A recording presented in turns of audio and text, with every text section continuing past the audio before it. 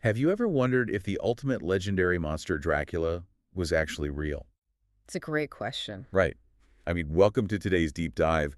We are looking at um, a truly fascinating short historical script today, Hmm. and it completely deconstructs the pop culture icon we all know. It really takes a sledgehammer to the myth. It does. It takes the legendary blood-sucking vampire of literature and cinema and directly contrasts that myth with the real flesh and blood historical figure who inspired it. The actual history. Yeah. And the source material lays out this staggering reality. The truth hiding behind the Gothic folklore is far more complex and frankly far more shocking than any of the ghost stories we grew up with. And that is exactly the core mission of our deep dive today. We are peeling back the layers of a myth that has, saturated global culture for over a century. Absolutely everywhere. Right. By examining the evidence presented in our source script, we are going to separate the Gothic fiction from the actual historical man. We're exploring a very specific historical phenomenon here. Which, How undeniable historical truth, the kind forged in war and geopolitical survival, can be far more terrifying than the fictional stories we invent to scare ourselves. oh, totally. This journey is taking us far away from modern movie screens. We are transitioning from the mud and blood of medieval battlefields all the way to the mist-shrouded peaks of haunted castles. The juxtaposition is what makes this so compelling. Hmm. Because behind arguably the most famous Gothic folklore in human history, there hides a real, breathing man who navigated a very harsh world. A very real world. Yeah. So, okay, let's unpack this. The real Dracula absolutely existed. He did. The sources confirm his actual historical name was Vlad III Dracula. Yes. He wasn't a supernatural entity born in the shadows. He was a mortal man with a real title, governing a real territory during a remarkably volatile period in human history. Vlad the III Dracula is our historical anchor here. He did not possess immortality, Nope. nor did he sustain himself by drinking the blood of his victims. As we know. No, I'm kidding. He definitely didn't. Right, he didn't. However, the reputation he cultivated during his lifetime was horrifying enough to echo through the centuries and eventually morph into a supernatural legend. It's wild. To understand the man, the source text focuses heavily on the moniker he was given by history, a title that is arguably more chilling than his family name. Oh, I know what's coming. History remembers him as Vlad the Impaler. Vlad the Impaler? I mean, it is a brutal, visceral nickname that leaves absolutely nothing to the imagination. None at all. It functions as a historical warning label. When we look at the source material, detailing how a sovereign ruler earns a title that unapologetically violent. Because you have to earn a name like that. Exactly. We find ourselves reading about a highly systematized method of psychological warfare. It was not just random cruelty, it was a calculated strategy of terror. The historical script provides explicit, documented evidence of his methods. Vlad III did not simply defeat his enemies in standard battlefield combat. No, he went much further. He made examples of them in a manner designed to maximize both physical agony and psychological dread. Yeah. He punished traitors, criminals, and invading armies by impaling them on large wooden stakes. Just brutal. And we are not looking at isolated incidents or a handful of political executions here. Right. The scale is straight. The historical records indicate that this was a mass execution strategy, a gruesome fate that befell thousands of victims during his reign. Thousands. The logistics and the sheer scale of that violence are difficult to fully comprehend today. Planting thousands of victims on wooden stakes creates a literal forest of human suffering. A forest, yes. It's a display designed to paralyze an enemy army with fear before a single sword is even swung. Which was the point. Right. It paints a picture of a ruler who wielded absolute, unyielding terror as his primary weapon. But the source materials is careful not to present him merely as a one-dimensional villain. It's more complicated than that. Yeah, the historical context provided gives us a much more nuanced, if deeply unsettling, picture of his reign. What's fascinating here is the sheer duality of his legacy. If we look at the geopolitical context outlined in the text, Vlad III ruled in the 15th century. Oh. His domain was Wallachia, a region located in modern-day Romania. Right. During this period, Wallachia was essentially a buffer state. It was caught in the crossfire of massive, expanding empires. It's wrapped in the middle. Exactly. It was an incredibly turbulent, violent era where the threat of invasion and total annihilation was a constant daily reality. Everyday life. Yet, despite his undeniable and extensively recorded cruelty, The text notes he was viewed by his own people as a remarkably strong, effective leader. He was a ruler who fiercely defended his land from those encroaching invaders. He utilized extreme violence as a brutal tactical deterrent. The cruelty was the strategy. It was. It creates a fascinating historical paradox for you to consider. Imagine you're a citizen of Wallachia back then. Yeah. You are essentially protected from total subjugation by the very monster employing these unspeakably brutal methods. It's a tough spot to be in. It forces a deeply uncomfortable question about the price of security in a medieval world. The people of Wallachia had to reconcile the fact that the man guaranteeing their safety from foreign empires was employing methods of torture that just beggar belief. The historical paradox is central to understanding his longevity in the cultural memory. How so? Well, for the Wallachians, his extreme cruelty served as the ultimate shield.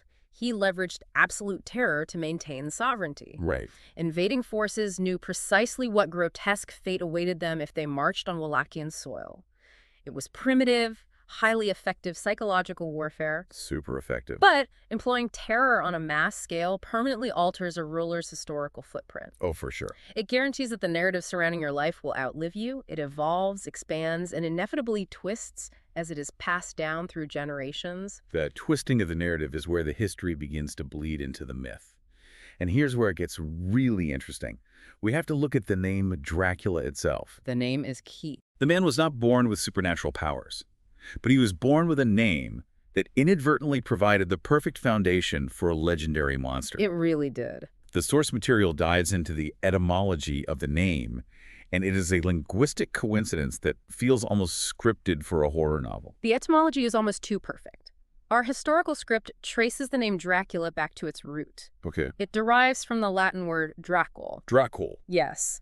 And in the context of the 15th century and the regional dialects, dracul translates directly to either dragon or devil. Dragon or devil. I mean, the branding is extraordinary. You have a 15th century warlord recognized across Eastern Europe for orchestrating extreme battlefield violence. Yeah. A sovereign who constructs literal forests of impaled enemies. Right. And his official title translates to the dragon or the devil. You couldn't write it better. In an era where names and titles carried immense symbolic weight, carrying a moniker like that is a weapon in itself. The psychological weight of that title cannot be overstated. For the surrounding kingdoms and empires of that era, to march against Vlad III was framed, both literally and symbolically, as marching against the devil. Wow. The name functioned as a psychological deterrent long before it was ever associated with a fictional creature of the night. The source highlights how his documented brutality, combined with the name that translates to devil, created a localized folklore that was already terrifying while he was still alive. People are already telling scary stories about him. Absolutely. When you combine the translation of devil with the agonizing reality of mass impalements, it completely explains why the local folklore began taking on a life of its own. It's the perfect storm. It is the perfect recipe for a dark legend. But understanding the man and the name is only part of the equation. There is a massive geographic component to the Dracula puzzle that the source text dissects. The location. Right. When you visualize Dracula, you invariably picture the real estate. You picture Bran Castle in Transylvania. The imposing fortress on the precipice. It is deeply ingrained in the visual language of the myth. The text specifically addresses this location. Bran Castle features those soaring Gothic towers, the imposing stone walls, the dark, misty forests surrounding the base. Very dramatic. It is the ultimate visual shorthand for a vampire lair. It looks exactly like the kind of ancient, isolated stronghold where an immortal creature would hide from the sun. The popular imagination has inextricably linked Vlad the Impaler to those specific stone walls. The popular imagination has absolutely cemented that link. However, Here it comes. the historical script drops a significant bombshell regarding that specific real estate. What is it? While countless local legends, international folklore, and modern tourist industries desperately link Vlad the Impaler to Bran Castle in Transylvania, Yeah, the historical consensus dictates that he probably never actually lived there. that is just wild. The definitive vampire castle, the structure that millions of people associate directly with his reign of terror, was likely never his home. No. The historical record essentially strips away the most famous physical backdrop of the entire legend. The historical evidence suggests he may have passed through the region or perhaps had a fleeting tangential connection to the fortress during one of his numerous military campaigns. Just passing by. Right. But As a primary residence or a seat of power, historians firmly reject the idea. It is a phenomenal example of how the human desire for a cohesive aesthetic completely overrides historical reality. If we connect this to the bigger picture, it reveals a profound truth about how human beings construct and curate mythology. Which is, Our collective desire for a compelling, atmospheric story frequently eclipses dry, factual accuracy. we just want a good story. Exactly. The physical reality of Bran Castle, its dramatic Gothic architecture, its imposing presence, its location deep within the misty, rugged Transylvanian landscape, was simply too perfect a setting. It's ready-made for a movie. It looked exactly how a dark, terrifying tale should look. Consequently, local storytelling and later generations naturally yet entirely inaccurately claim the castle as his ancestral home. That makes sense. We collectively projected our psychological need for a spooky, atmospheric backdrop onto a real historical building, entirely because it fit the predetermined vibe of the legend we were actively building. We essentially retrofitted historical geography to match the movie set we had already constructed in our minds. That's a great way to put it. The narrative required the devil to brood in a terrifying, isolated castle, so society collectively decided that he did. Historical records be damned. Precisely. But exploring the castle brings us to the most significant transition in the source text. We have fully established the reality of this 15th century Wallachian voivode. Yes. He possessed a terrifying nickname. He utilized mass impalement as statecraft. His family name translates to dragon or devil. And history artificially assigned him a remarkably creepy castle. Yet, despite all of this, he remains a mortal man. He was a human ruler who fought brutal geopolitical battles and eventually died. So how does this highly specific, mortal historical figure fundamentally transform into the immortal, cape-wearing, shape-shifting vampire of modern pop culture? That is the big question. Where does the actual supernatural element enter the timeline? To understand that massive mythological leap, the source script requires us to fast forward several centuries. Okay, how far? Well, the historical Vlad III lived, ruled, and died in the mid-1400s. The missing puzzle piece, the catalyst for the vampire myth, does not appear until much later, specifically in the year 1897. Wow, that is a huge jump. It is. This is the year the Irish author Bram Stoker published his legendary Gothic horror novel, simply titled Dracula. So the transformation wasn't a slow, organic shift where the local population gradually began believing he was a literal, blood-drinking immortal over the course of 400 years. No, not at all. It was a highly specific creative choice made by a single author in the late 19th century. The text clarifies that Stoker was actively searching for a compelling, ancient antagonist for his new Gothic novel. He needed a bad guy. Exactly. And during his research, he encountered the history of Vlad III. He absorbed the details. The name Dracula, the exceptionally cruel historical reputation, the translation of the name as devil, and the atmospheric setting of Transylvania. He had all the ingredients. He did. Stoker utilized Vlad's name and the dark aura surrounding his historical legacy to breathe life into an entirely fictional creation. That's fascinating. Stoker essentially stripped away the complex reality of a 15th century ruler fiercely defending his European buffer state. He isolated the terror, the nickname, and the devil association, and grafted them onto existing European vampire folklore to construct his immortal antagonist. It is an incredible act of literary synthesis. Stoker took a real historical warlord and used the darkest elements of his biography as the foundational scaffolding to build a supernatural monster. He built a legend. And once that novel was published in 1897, the source text highlights how rapidly the legend compounded. It just took off. The story grew darker, more elaborate, and more romanticized with every subsequent adaptation. From Stoker's original novel, the character transitioned to wildly successful stage plays. Which added new visual elements like the aristocratic evening wear. The cape. From the stage, it transitioned into early cinema and eventually into countless modern blockbuster films. With every single iteration across different mediums, the fictional Dracula became more powerful, more seductive, and more deeply ingrained in our global culture. Ultimately establishing him as arguably the most famous fictional creature of all time. Yeah. It serves as a masterclass in how folklore evolves and solidifies in the modern era, but the core thematic takeaway that our source text synthesizes is the profound relationship between the myth and the reality. Right. The vampire, the immortal being with fangs, an aversion to sunlight, and a fear of garlic is purely an invention. It is a work of fiction. Total fiction. But the reality of the historical man, Vlad the Impaler, was in many documented instances far darker than the fiction Stoker created. It is so true. Stoker's aristocratic vampire drinks the blood of a few victims in the shadows to sustain his own life.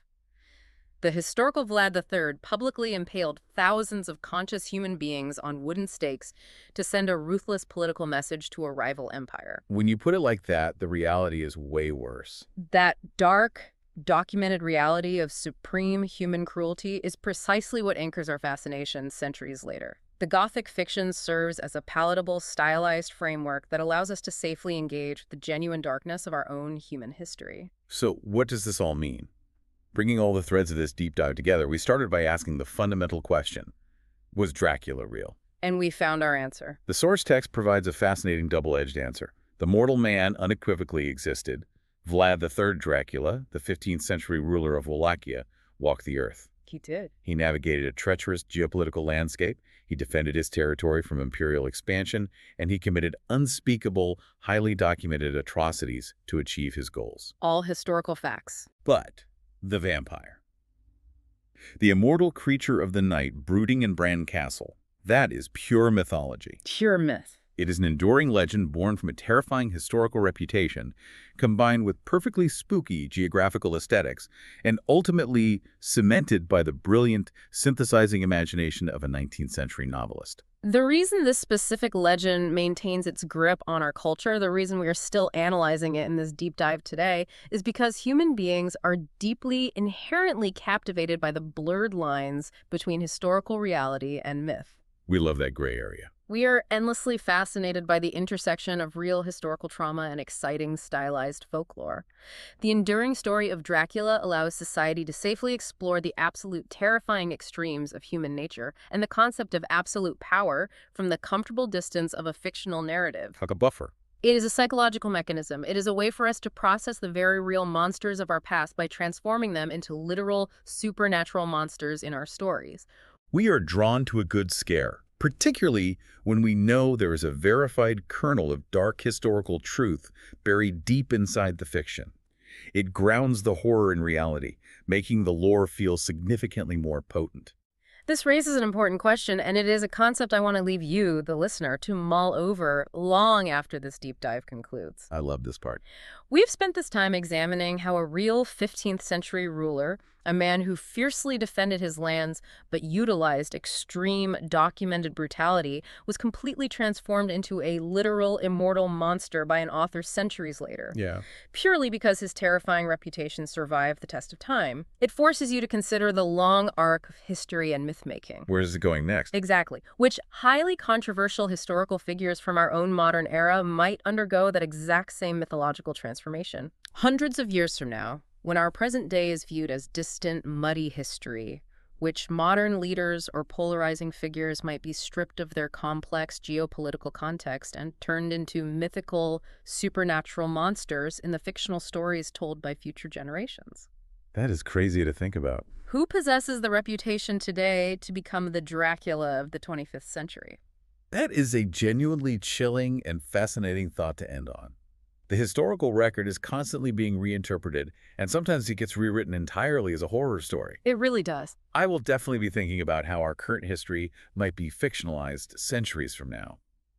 Thank you for joining us on this deep dive into the real, blood-soaked history behind the Dracula myth. It's been a great discussion. It has been a meticulously detailed journey from the brutal geopolitical realities of 15th century battlefields to the Victorian pages of Bram Stoker's imagination. We hope you gained a deeper understanding of the source material today, and perhaps found a new analytical appreciation for exactly how our most famous cultural myths are constructed from the darkest chapters of our past. Until next time, have a great day. But playfully speaking, do make sure you pay close attention to the shadows tonight, just in case the real Vlad the Impaler is lurking.